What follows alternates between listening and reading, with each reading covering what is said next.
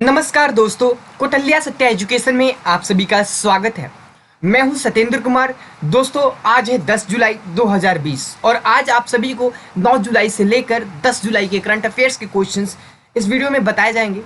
तो सभी क्वेश्चंस को ध्यानपूर्वक देखिएगा और वीडियो को स्किप मत कीजिएगा। अगर आप वीडियो को स्किप करते हैं तो क्वेश्चन को स्किप करते हैं और क्वेश्चन आप सभी को समझ में नहीं आएगा। और साथ ही साथ दोस्तों, सभी क्वेश्चंस के मुख्य पॉइंट्स को बताए जाते हैं कोटल्या सत्या एजुकेशन के माध्यम से। दोस्तों, तो आज सभी को मैं बता दूं कि अगर आप हमारे चैनल पे नए हैं तो चैनल को सब्सक्राइब कीजिए और बेल आइकन को प्रेस कीजिए। बेल आइकन प्रेस करने से ये होगा कि जब भी हम वीडियोस को अपलोड करेंगे आपके पास नोटिफिकेशन के साथ आपको अपडेट मिलता रहेगा। साथ ही साथ दोस्तों, अगर आपने हमारे टेलीग्राम पेज को ज्वाइन नहीं किया है तो टेलीग्राम पेज को ज्वाइन कर लीजिए। टेलीग्राम पेज ज्वाइन करने से आप सभी को यह लाभ होगा कि डेली करंट अफेयर्स के वीडियोज़ का जो PDF फाइल है आप सभी को टेलीग्राम पेज पे मिल जाएगा। तो चलिए दोस्तों, क्वेश्चन को स्टार्ट करते हैं। पहला क्वेश्चन है, प्रश्न नंबर 1 कि हाल ही में किस राज्य सरकार ने डॉक्यूमेंट को स्कैन करने के लिए सेल्फ स्कैन पोर्टल को लॉन्च किया है?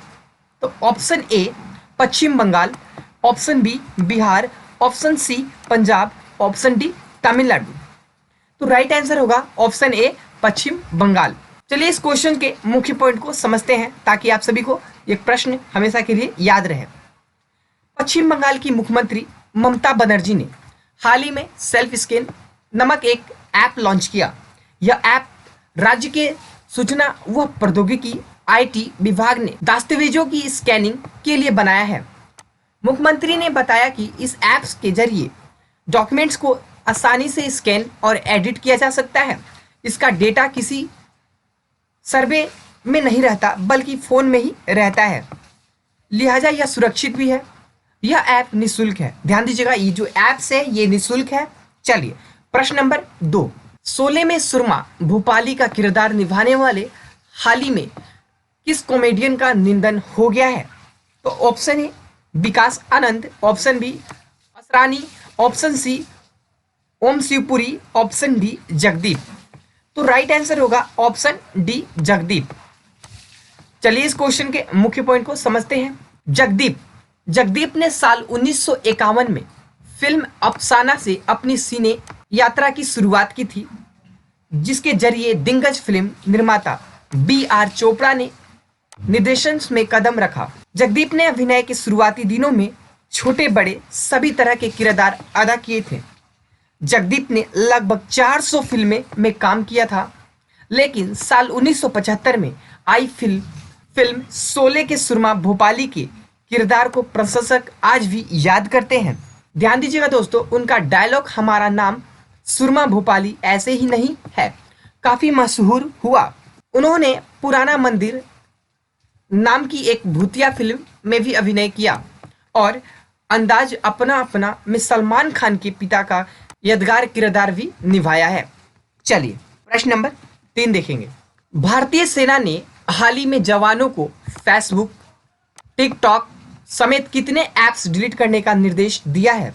Option A 89 apps, option B 62 apps, option C 75 apps, option D 46 apps. तो राइट आंसर होगा ऑप्शन ए 89 ऐप्स। 89 ऐप्स को बैन कर दिया है। तो चलिए इस क्वेश्चन के मुख्य पॉइंट को समझते हैं। भारतीय सेना ने 89 ऐप्स बैन कर दिए हैं। सेना ने अपने अधिकारियों और कर्मचारियों को निर्देश दिए हैं कि बैन में शामिल सभी ऐप्स को तुरंत अपने स्मार्टफोन से हटा दें। पिछले दिनों हुए गलवान में चीनी सेना से झड़प के बाद भारत में चीनी सामानों और चीनी व्यवसाय का विरोध हो रहा था। इसके बाद सुरक्षा के लिहाज से केंद्र सरकार ने भी टिकटॉक समेत कुल 59 ऐप्स को अपने यहाँ से प्रतिबंध करने जैसा बड़ा कदम उठाया।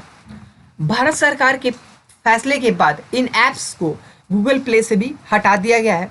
हालांकि जिन स्मार्टफोन में ये ऐप्स पहले से मौजूद हैं उनमें ये काम करते रहेंगे, इसलिए सेना को अपने महकमे से जुड़े सभी कर्मियों को ऐसे सभी ऐप्स डिलीट करने का ताज़ा आदेश जारी करना पड़ा है। चलिए प्रश्न नंबर 4, अखिल भारतीय शिक्षा परिषद ने MCA पाठ्यक्रम की अवधि 3 साल से घटाकर कितने साल करने का निर्णय लिया है? तो ऑप्शन ए 2 साल 7 महीने, ऑप्शन बी 1 साल 8 महीना, ऑप्शन सी 2 साल, ऑप्शन डी है 1 साल। तो राइट आंसर होगा ऑप्शन सी 2 साल। चलिए इस क्वेश्चन के मुख्य पॉइंट को समझते हैं। अखिल भारतीय तकनीकी शिक्षा परिषद ने हाल ही में घोषणा की है कि अब से मास्टर ऑफ कंप्यूटर एप्लीकेशन 2 वर्ष का कार्यक्रम होगा। ध्यान दीजिएगा, मास्टर ऑफ कंप्यूटर एप्लीकेशन जो है ये 2 वर्ष का कार्यक्रम होगा। अब इस डिग्री पाठ्यक्रम की अवधि 3 साल की थी। इस डिग्री की पाठ्यक्रम की जो अवधि थी पहले कितनी थी, तो 3 साल की थी। लेकिन परिषद ने सभी उच्च शिक्षा संस्थानों को पाठ्यक्रम की अवधि में आवश्यक संशोधन करने के लिए भी कहा है। परिषद ने एक अधिकारी आदेश में कहा है कि अब 2020-21 में एमसीए पाठ्यक्रम की अवधि, ध्यान दीजिएगा, 2 साल होगी।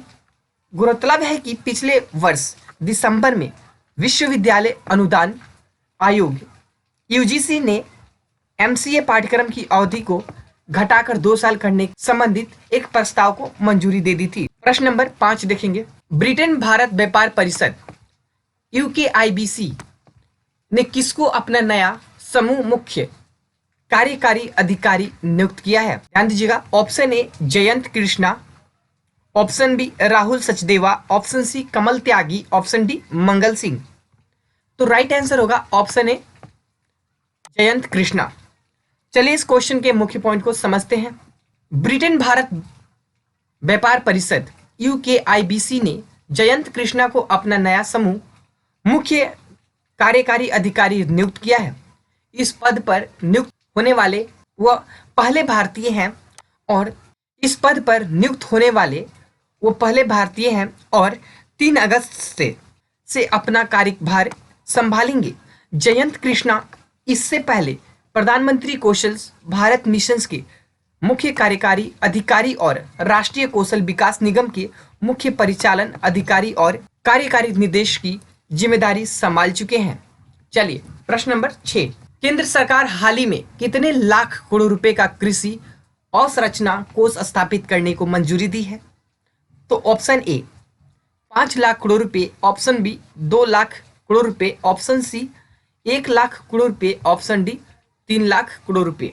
तो राइट आंसर होगा ऑप्शन सी 1 लाख करोड़ रुपए। चलिए इस क्वेश्चन के मुख्य पॉइंट को समझते हैं। ध्यान दीजिएगा दोस्तों, सरकार ने हाल ही में 1 लाख करोड़ रुपए का कृषि अवसंरचना कोष स्थापित करने को मंजूरी दे दी है। इस कोष की स्थापना उद्यमियों, स्टार्टअप, कृषि प्रौद्योगिकी उद्यमों और किसान समूह को कृषि क्षेत्र में बुनियादी ढांचा सुविधाओं और माल के रख रखाव की स्थापना हेतु वित्तीय समर्थन देने के वास्ते किया जाएगा। कृषि अवसंरचना कोष प्रधानमंत्री के 20 लाख करोड़ रुपए के आर्थिक प्रोत्साहन पैकेज का हिस्सा है। कोरोना वायरस महामारी से बुरी तरह प्रभावित अर्थव्यवस्था को उभरने के लिए इस पैकेज की घोषणा की गई है। चलिए प्रश्न नंबर 7। हाल ही में किस शहर में टाटा मेमोरियल सेंटर की एक टीम ने लार के नमूनों में मौजूद आरएनए वायरस का पता लगाने के लिए रमन स्पेक्ट्रोस्कोपी का प्रयोग किया है? तो option A Mumbai, option B Varanasi, option C Patna, option D Delhi. तो राइट आंसर होगा ऑप्शन ए मुंबई। चलिए इस क्वेश्चन के मुख्य पॉइंट को समझते हैं। ध्यान दीजिएगा दोस्तों, इस अवधारणात्मक अध्ययन में किसी भी अतिरिक्त अभिकर्मक का उपयोग किए बिना पारंपरिक रमन स्पेक्ट्रोस्कोपी का प्रयोग करके गैर संक्रामक आरएनए वायरस का विश्लेषण किया जाएगा। यह एक गैर विनाशकारी रासायनिक विश्लेषण तकनीकी है। यह पदार्थ की रासायनिक संरचना, अवस्था तथा बहुरूपता, क्रिस्टलीयता एवं आणविक प्रतिक्रियाओं के बारे में विस्तृत जानकारी प्रदान करती है। पदार्थ के रासायनिक बंधों, केमिकल्स बॉन्ड्स के साथ पारस्परिक क्रिया पर आधारित है। चलिए प्रश्न नंबर 8 देखते हैं। केंद्र सरकार ने हाल ही में सार्वजनिक क्षेत्र 3 साधारण बीमा कंपनियों के पूंजी आधार को मजबूत करने और उन्हें अधिक स्थिर बनाने हेतु उनमें कितने करोड़ रुपए की पूंजी डालने को मंजूरी दे दी है? तो ऑप्शन ए 22,450 करोड़ रुपए, ऑप्शन बी 32,450 करोड़ रुपए, ऑप्शन सी 52,450 करोड़ रुपए, ऑप्शन डी 12,450 करोड़ रुपए। तो राइट आंसर होगा ऑप्शन डी 12,450 करोड़ रुपए। चलिए इस क्वेश्चन के मुख्य पॉइंट को देखते हैं, समझते हैं। कैबिनेट ने सार्वजनिक क्षेत्र की 3 general insurance company, Oriental Insurance Company Limited, National Insurance Company Limited और United India Insurance Company Limited के लिए 12,450 करोड़ रुपए की पूंजीगति निवेश को मंजूरी दे दी। इसमें वित्त वर्ष 2019 से लेकर 20 में किया गया 2500 करोड़ रुपए का निवेश भी शामिल है। इसके साथ ही मंत्रिमंडल ने इन कंपनियों की प्राधिकृत शेयर पूंजी को भी बढ़ाने की मंजूरी दे दी है। चलिए प्रश्न नंबर 9 देखेंगे। हाल ही में किस राज्य सरकार ने नेकर सम्मान योजना की शुरुआत की है? तो option A Bihar, option B Jharkhand, option C Punjab और ऑप्शन डी है कर्नाटक। ध्यान दीजिएगा, ऑप्शन डी कर्नाटक। तो राइट आंसर होगा ऑप्शन डी कर्नाटक। चलिए इस क्वेश्चन के मुख्य पॉइंट को समझते हैं। कर्नाटक के मुख्यमंत्री बीएस येदियुरप्पा ने राज्य में बुनकर समुदाय के लिए एक योजना शुरू की है। इस योजना का नाम क्या है? तो नेकर सम्मान योजना है। राज्य सरकार ने इस कार्यक्रम के लिए 10.96 करोड़ रुपए की राशि आवंटित की है। राज्य सरकार के अनुसार रेशम, कपास, ऊन और अन्य हथकरघा बुनकर इस योजना के लिए योग्य होंगे। नेकर सम्मान योजना के पहले चरण में 19,744 हथकरघा बुनकरों को डायरेक्ट बेनिफिट ट्रांसफर के जरिए 2,000 रुपए की वित्तीय सहायता हस्तांतरित की जाएगी। चलिए प्रश्न नंबर 10 देखेंगे। भारत के 66वें शतरंज ग्रैंड मास्टर निम्न में से कौन बने हैं? तो option A G Akash, option B Rahul Tyagi, option C Amar Saini, option D Mohan Sachdeva. तो राइट आंसर होगा ऑप्शन ए जी आकाश। चलिए इस क्वेश्चन के मुख्य पॉइंट को समझते हैं। जी आकाश तमिलनाडु के जी आकाश देश के 66वें शतरंज ग्रैंड मास्टर बन गए हैं। चेन्नई के इस खिलाड़ी की FIDE रेटिंग 2495, ध्यान दीजिएगा 2495 है। चेन्नई के इस खिलाड़ी ने पूर्व राष्ट्रीय चैंपियंस के विश्व सर्वंत से प्रशिक्षण लिया।